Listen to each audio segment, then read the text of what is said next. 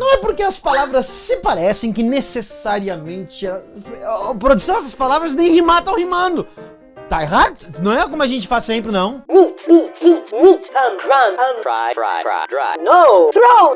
Esse vídeo é contraindicado para quem odeia inglês. Que agressividade, quem é que odeia inglês?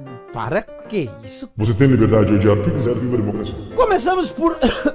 que se pronuncia... Para de tossir! Rough é o contrário de gentle, rude, grosseiro. Para uma pele smoothzinha, use a nova linha de cremes Jequitop. Smoothzinho, eu acho. Mas se não usar, fica rough, que também é o contrário de smooth. Rough, aqui, áspero, e smooth, smoothlizinho. Eu gostei do smoothlizinho. Ah, ter uma pele lisinha que nem a minha é difícil. É tough. Tough e rough rimam!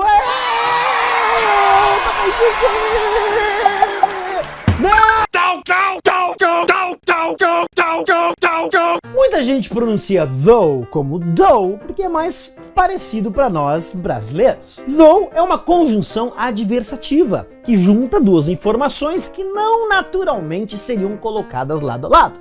Though this is an English vocabulary video, let's talk about cooking!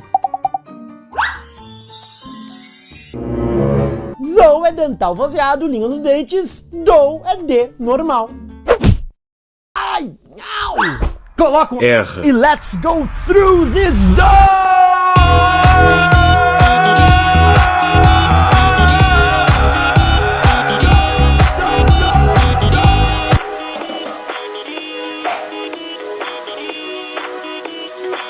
Through é através, também comum nas redes de fast food, escrito assim, ó, THRU, through. Bow! Bow!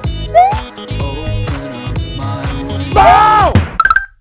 Trunk, bow, branches, twigs. Se você gostou desse vídeo, aperte os botões de praxe. Se não gostou, dê um jeito de desver esse vídeo.